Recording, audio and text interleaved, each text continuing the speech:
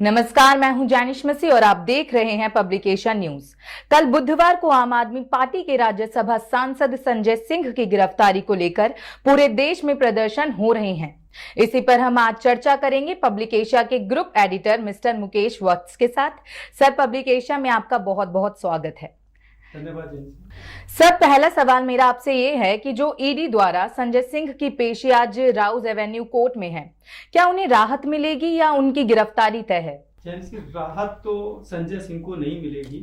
हाँ जी। आपको याद होगा कि दिल्ली में एक शराब घोटाला हुआ था। हाँ जी। जिसमें अब तक ईडी ने करीब 14 लोगों को गिरफ्तार कर जेल भेजा और इसी शराब घोटाले को लेकर ईडी ने कल संजय सिंह को भी गिरफ्तार किया और आज उनको जो कोर्ट में पेश किया जा रहा है तो केवल एक उनका रिमांड के लिए पेश कर रहे हैं कि उनको कुछ समय के लिए उनसे वार्ता करनी है और वार्ता करने के लिए ईडी को समय चाहिए, क्योंकि कुछ साक्ष्य ईडी के पास हैं और कुछ साक्ष्य जो है संजय सिंह से पूछताछ के बाद जुटाने हैं। इसलिए उनको जो है आज कोर्ट में पेश किया गया और मुझे लगता है कि कोर्ट उनको समय दे देगी। अच्छा सर, मेरा आपसे दूसरा सवाल ये भी है कि मनीष सिसोदिया की आज जमानत याचिका सुप्रीम कोर्ट में पेश की जाएगी। क्या आपको लगता है उन्हें बेल मिलेगी या फिर उनकी भी याचिका रद्द कर दी जाएगी?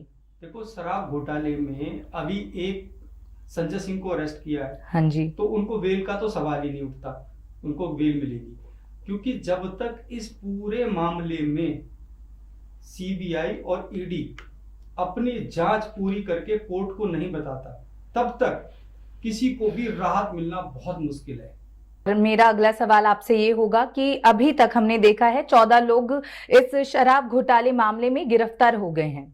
आपको क्या लगता है कि अब अगला नंबर किसका होगा? देखो, शराब घोटाले का विपक्ष ये कहता रहा है शुरू से कि शराब घोटाले में ईडी और सीबीआई हमें जबरदस्ती फंसा रही है। दिल्ली की सरकार शुरू से एक ही बात बोलती आ रही है और इस पूरे कांड के जो मास्टरमाइंड हैं, जिनको बीजेपी या ईडी या सीबीआई कह रही है कि अरविंद केजरीवाल है, तो अब 14 लोगों की अरेस्टिंग के बाद जो भी खुलासा होगा उसके बाद अगला नंबर अरविंद केजरीवाल का होगा। तो आपको लगता है कि अगला नंबर अब अरविंद केजरीवाल का होगा? हाँ, अरविंद केजरीवाल का नंबर है अगला और इसको लेकर आम आदमी पार्टी के नेताओं ने अभी से बोलना भी शुरू कर दिया है और भारतीय जनता पार्टी के कई नेताओं ने आज इस पर बोला है कि मास्टरमाइंड को अंदर क्यों नहीं किया जा रहा। आज जो है दिल्ली के कई बड़े नेताओं ने इस पर अपने ट्विटर हैंडल से लिखा है कि मास्टरमाइंड बाहर क्यों हैं। तो इसका मतलब यह है कि अगला नंबर अरविंद केजरीवाल हो सकते हैं। ये सवाल भी है कि सर, हमने अभी तक देखा है कि कांग्रेस हो या आम आदमी पार्टी हो या चाहे डीएमके ही क्यों ना हो, या आप ममता बनर्जी की तृणमूल कांग्रेस की बात कर ली, ईडी और सीबीआई की रेड इन सब पर पड़ चुकी है। मगर बीजेपी के इन 9 सालों में हमने अभी तक नहीं देखा कि किसी बीजेपी कार्यकर्ता पर ईडी या सीबीआई की रेड पड़ी है। कि इसका कारण क्या है? देखो, भारतीय जनता पार्टी जब से सत्ता में आई है, ये आपकी बात बिल्कुल ठीक है कि विपक्ष के ऊपर जो है ईडी और सीबीआई की तलवार हमेशा लटकी रही। हाँ जी। चाहे वो पश्चिम बंगाल हो, आम आदमी पार्टी हो, कांग्रेस हो, कई सारे राज्यों में जो है ईडी की रेडें जो है लगातार डरती रही है। आपका कहना है कि भारतीय जनता पार्टी के नेताओं पर क्यों ईडी का शिकंजा नहीं कसा गया? देखो, भ्रष्टाचार में जो लिप्त है, जो भ्रष्टाचार कर रहे हैं, जो सरकारों में भ्रष्टाचार हो रहा है, जैसे शराब घोटाला दिल्ली में हुआ है। हाँ जी। अब तो दिल्ली में ही रेड पड़ेगी ना, तो भारतीय जनता पार्टी तो दिल्ली में सरकार नहीं है। अगर कहीं पे कोई घोटाला आपको लगता है कि भारतीय जनता पार्टी की जहां सरकार है वहां पर कोई बड़ा घोटाला हुआ है और वहां पर ईडी ने रेड नहीं डाली, तब ये एलिगेशंस हम लगा सकते हैं ईडी और सीबीआई पर।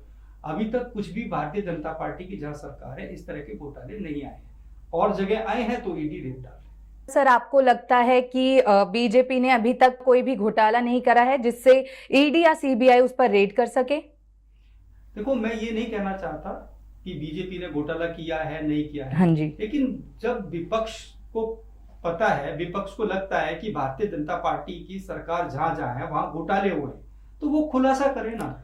अगर उस पर ईडी और सीबीआई कार्रवाई नहीं करता है तो तब एक बहुत बड़ा मामला सामने आता है। लेकिन अभी तक विपक्ष ने कोई भी ऐसा मामला भारतीय जनता पार्टी की केंद्र सरकार और भारतीय जनता पार्टी की राज्य सरकारों के ऊपर नहीं लगाया है। छोटे छोटे मामले जो आए हैं उनकी जांच वहां की स्टेट यूनिट से हुई है, लेकिन सीबीआई या ईडी तक कोई इतना बड़ा मामला नहीं आया है। सर, मेरा आपसे एक और सवाल है कि क्या पीएम मोदी इंडिया से घबरा गए हैं जो इसको तोड़ने के लिए ईडी और सीबीआई का इस्तेमाल कर रहे हैं? आपको लगता है कि मोदी घबरा सकते हैं कभी किसी से? मोदी पाकिस्तान से नहीं घबराए और पूरे विश्व की जो सबसे बड़ी ताकत है अमेरिका, उससे नहीं घबराए, तो फिर ये छोटे छोटे मामलों में क्या मोदी घबरा सकते हैं?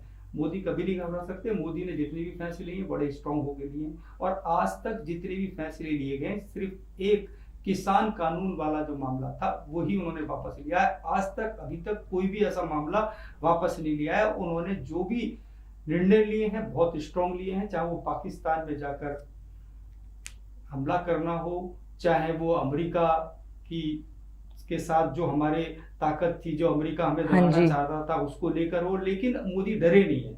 मोदी घबराए हुए हैं, डरे नहीं है।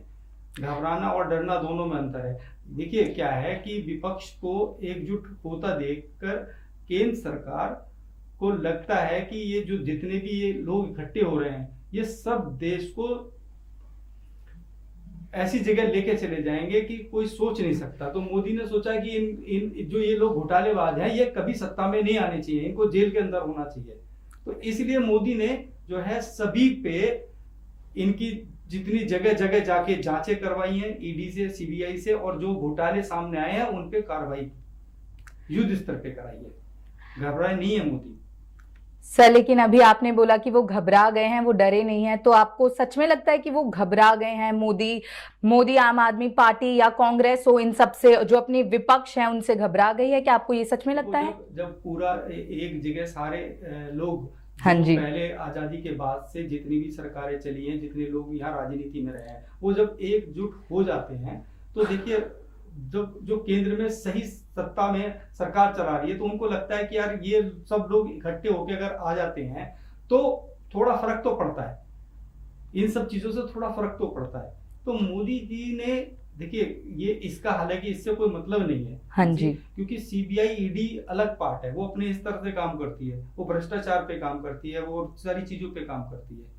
सर, मेरा आपसे आखिरी सवाल ये होगा कि जो 2024 के चुनाव आ रहे हैं, क्या आप उसमें बीजेपी को जीतता हुआ देखते हैं या बीजेपी के विपक्ष को जीतता हुआ देखते हैं? देखिए जो इंडिया गठबंधन बना है, हाँ जी, इंडिया गठबंधन में क्या है कि बहुत सारी पार्टी जो है भारतीय जनता पार्टी के खिलाफ चुनाव लड़ने जा रही है। स्ट्रॉन्ग गठबंधन है, हाँ जी, कोई दो राय नहीं है। मुकाबला कांटे का होगा, लेकिन केंद्र सरकार अपने विकास कार्यों पर इस चुनाव को लेकर चुनावी मैदान में उतर रही है। दूसरी तरफ जो इंडिया गठबंधन है, जहां जहां उनकी सरकारें चल रही हैं, वो भी अपने विकास और अन्य मुद्दों को लेकर, जैसे हमेशा से उनका एक ही मुद्दा है कि बेरोजगारी को उन्होंने सबसे बड़ा मुद्दा बनाया है। हाँ जी, वो कहते हैं कि केंद्र सरकार के शासन में, मोदी के शासन में बेरोजगारी बढ़ गई है। ठीक है, बेरोजगारी उनका सबसे बड़ा, महंगाई दूसरा बड़ा मुद्दा है। वो 3 से 4 मुद्दे जो उनके हैं, वो जनरली जो है अक्सर कभी भी कोई भी सत्ता में होता है तो विपक्ष यही 3 से 4 मुद्दे लेकर चुनाव में उतरती है। ठीक है, अब उसका कितना असर चुनाव में पड़ेगा ये तो देखो कह नहीं सकते, अभी कुछ भी बता नहीं सकते, ये तो समय आने पर ही पता चलेगा। लेकिन ये पक्की बात है कि इंडिया और भाजपा में जो मुकाबला होगा बहुत कांटे का होगा। रिजल्ट कहीं भी जा सकता है, भारतीय जनता पार्टी की सरकार भी बन सकती है, हो सकता है इंडिया गठबंधन की भी सरकार बनी। तो इसलिए कांटे की टक्कर है। भारतीय जनता पार्टी अभी से चुनावी मैदान में उतर चुकी है। 5 राज्यों में चुनाव है, 5 राज्यों का चुनाव सेमीफाइनल है। अगर 5 राज्यों में भारतीय जनता पार्टी की स्थिति अच्छी रही तो लोकसभा चुनाव में वो बेहतर कर पाएंगे। अगर स्थिति थोड़ी भी डगमगाई तो लोकसभा चुनाव पर उसका पूरा पूरा फर्क पड़ेगा। सर, मेरा आपसे एक और सवाल है कि जब संजय सिंह को ईडी ने गिरफ्तार किया तो मुख्यमंत्री केजरीवाल ने एक अपने बयान में कहा था कि प्रधानमंत्री मोदी जी की सिर्फ ये बौखलाहट है, क्योंकि चुनाव आते आते बहुत से विपक्षी नेता और भी गिरफ्तार किए जाएंगे। तो आप इस पर क्या बोलना चाहते हैं? देखो, अरविंद केजरीवाल की पूरी टीम हाँ जी, भ्रष्टाचार में लिप्त है और जब से दूसरा टर्म इनका शुरू हुआ केजरीवाल जी का, तब से जो है ईडी इनके पीछे लगी हुई है। 14 लोग अरेस्ट हो चुके हैं, बहुत सारे लोग इनके अभी जो है अरेस्ट होने जा रहे हैं। खुद ये मास्टरमाइंड है, कभी ये कुछ साइन तो करते नहीं है, इसलिए अब तक बचे हुए हैं। लेकिन अगर जितने लोग अरेस्ट हुए हैं, कल उनमें से किसी एक भी व्यक्ति ने अगर ये कह दिया कि ये सब घोटाला अरविंद केजरीवाल के सारे को हुआ है, तो अरविंद केजरीवाल ही जेल के अंदर होंगे। ये जो इनका बयान है कि इंडिया को तोड़ने के लिए और विपक्षी नेताओं को भी अरेस्ट किया जा सकता है, इनका कहना है कि इंडिया में जैसे अखिलेश यादव उत्तर प्रदेश में बड़ी भूमिका में रहते हैं, तो अखिलेश यादव के ऊपर भी कई एलिगेशंस भ्रष्टाचार को लेके लग चुके हैं। तो हो सकता है ईडी उनके यहाँ भी जाए। अगर ईडी उनके यहाँ जाएगी तो वो भी अंदर होंगे किसी न किसी मामले में।